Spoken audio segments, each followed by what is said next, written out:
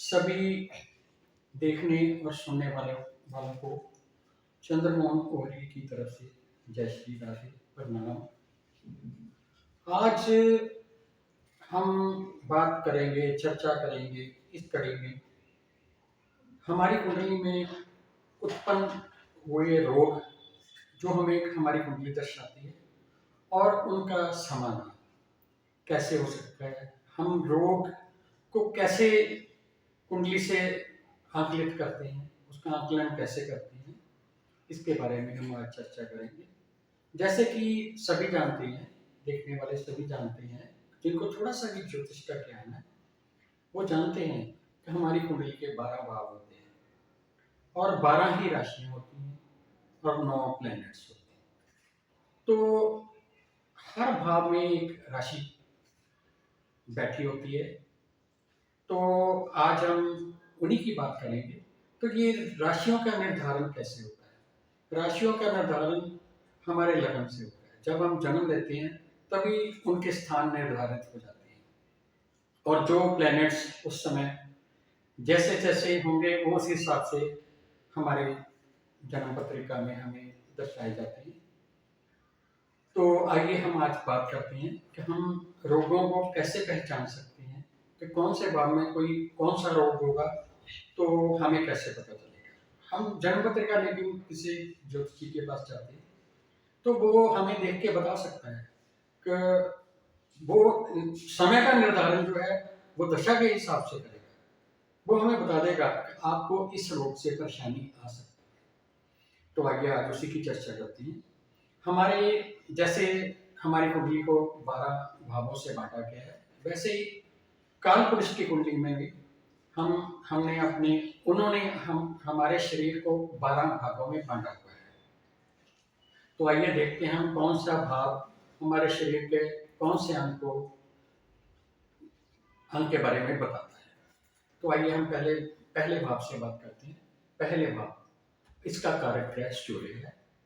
पहला भाव जो है ना, वो उससे हम अपने सिर को और हमारे बालों को, या सिर में उत्पन्न होने वाले रोग या बालों में उत्पन्न होने वाले रोग, सिर की कोई चोट, हम उसका आकलन हम पहले भाव से करते हैं। तो अगर हमारा सूर्य किसी अच्छी राशि में या उसकी स्थापना किसी प्लेसमेंट किसी अच्छी जगह ना हो, शत्रु ग्रह में हो, तो ये रोग आना संभव है। तो हम वहाँ पर सूर्य के कुछ ना कुछ उसकी रेमेडीज करके हम उससे बच सकते हैं।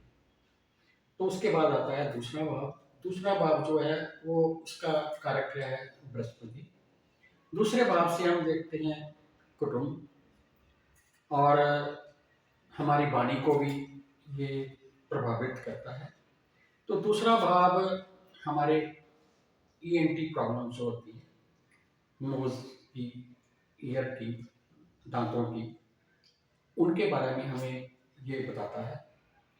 तो अगर दूसरे घर का मालिक या दूसरे घर का लॉर्ड जो है वो किसी गलत जगह बैठा हो, मैलेफिक ग्रहों के साथ बैठा हो, तो हमें दूसरे घर से भी परेशानी आ सकती है।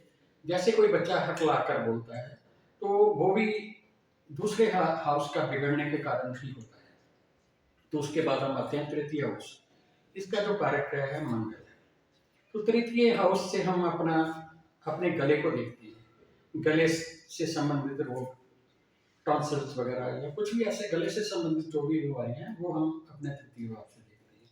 तो उसमें भी वही बात है कि अगर तृतीय घर का मालिक या उसका ये कारक है किसी गलत जगह, दुश्मन शत्रु राशि में बैठा हो, तो तृतीय घर से भी समस्याएं हो सकती है। उसके बाद आ जाता है चतुर्थ भाव। इसका कारक क्या है? चंद्रमा। तो अगर चंद्रमा अच्छी स्थिति में नहीं है तो चौथे घर से हम देखते हैं अपने छाती को। हमें श्वास संबंधी रोग या छाती के कोई भी रोग जो है, फेफड़ों से संबंधित कुछ भी ऐसी जो बातें हैं वो हमें चतुर्थ स्थान से पता चलेंगे।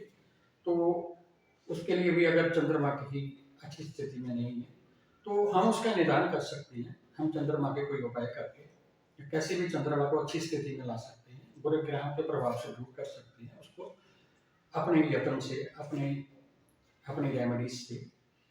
तो इसके बाद आ जाता है पंचम भाव। तो पंचम भाव कारक ग्रह बृहस्पति है। तो पंचम भाव से हम अपने हार्ट को देखते हैं, यानी कि दिल को। दिल से संबंधित कोई भी समस्या हो वो हम पंचम भाव से देखते हैं। तो पंचम भाव का स्वामी या उसका कारक है, अगर बुरी संगति में है, अच्छी जगह नहीं उसकी प्लेसमेंट, तो हमें हार्ट संबंधी बाईपास सर्जरी या कुछ भी हार्ट संबंधित जो भी समस्या है वो आ सकती है। उसके बाद आ जाता है षष्ठ भाव। षष्ठ भाव कारक है शनि।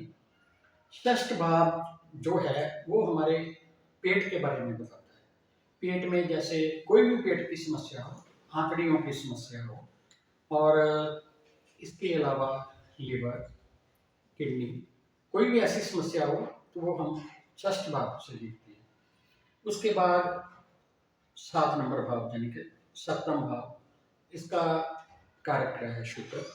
इससे हम अपने गुप्त अंगों को, रिप्रोडक्टिव जो हमारे अंग है उसके बारे में हम विचार करते हैं।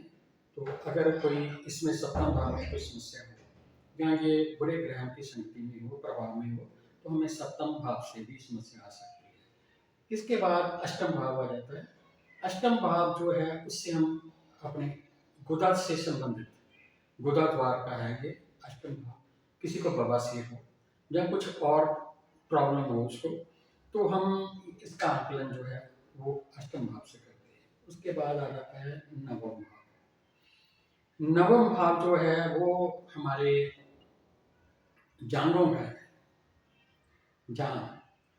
जान में अगर कोई प्रॉब्लम आती है, कोई ब्रेकेज आ जाती है, कुछ भी हो जाता है, दर्दें रहती हैं, तो उसका आकलन हम नवम भाव से करते हैं। उसके बाद आ जाता है दशम भाव। दशम भाव हमारे घुटनों के लिए है।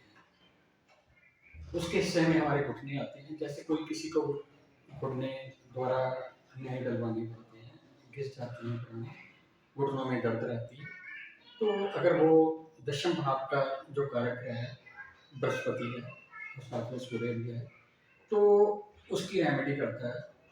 तो प्रभाव वही रहेगा अगर वो किसी गलत ग्रह की संगत में है, जो उसका मित्र नहीं है, उसमें अगर बैठ जाए तो वो ऐसी समस्याएं दे देता है, तो उसको भी हम दुरुस्त कर सकते हैं। उसके बाद आ जाता है 11वां भाव। 11वां भाव जो है वो हमारे घुटनों से लेकर टखने तक के जो हमारा हिस्सा है, टखने भी बीच में आती हैं। तो 11वें भाव में अगर कोई समस्या हो तो हमें हमारे टांगों के निचले हिस्से की और हमारे टखनों की जो प्रॉब्लम है उसके बारे में हमें इंगित करता है। उसके बाद 12वां भाव। 12वां भाव इसका मालिक शनि है। ये हमारे पैरों की तलियों से संबंधित है। हमारे पैरों के नीचे के जो हिस्सा होता है उसमें अगर कोई समस्या आती है, जैसे मैं एक आध बीमारी होती है, जैसे कोई वेरिकोस वेन्स वगैरह होती है या कुछ भी और समस्या जो हमारे पैर के निचले हिस्से में आ जाती है, तो उसके लिए हमारा 12वां भाव जिम्मेदार होता है, अगर वो अच्छी संगति में है।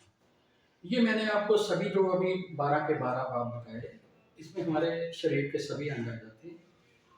तो उसी हिसाब से हम आकलन करके या सभी ज्योतिषी देख लेते हैं कौन सा हमारा प्लेनेट मैलेफिक है, तो उसको बेनिफिट कैसे करना है, तो वो साधन बता देते हैं और हमें रास्ता बता देते हैं, जहाँ वो एडवांस में बता सकते हैं। तो इसके बाद हम दशा के हिसाब से देखते हैं कौन सी दशा में कौन सा रोग आ सकता है।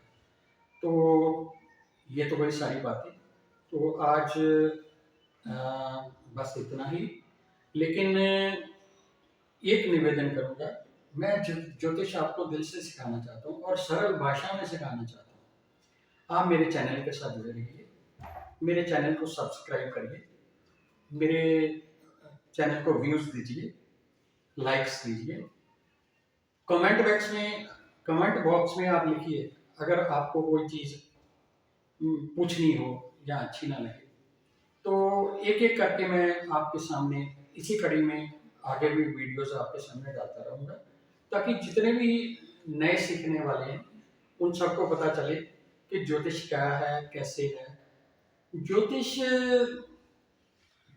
प्रभु की ज्योति है, मन में जगाइए तो आपको भी प्रकाश दिखेगा और आप दूसरों को भी प्रकाश दिखा सकते हैं। अगर आप मेरे चैनल से जुड़े रहेंगे और थोड़ी सी और वीडियोस जब मैं ज्योतिष के बारे में और बताऊंगा थोड़ा बारीकी से, जब आप देखेंगे तो मेरा ख्याल है आप अपनी कुंडली खुद भी देख सकते हैं। तो ठीक है, बस इतना ही। मेरे चैनल को सब्सक्राइब करिए अगर आपको अच्छा लगा तो। जय श्री राम।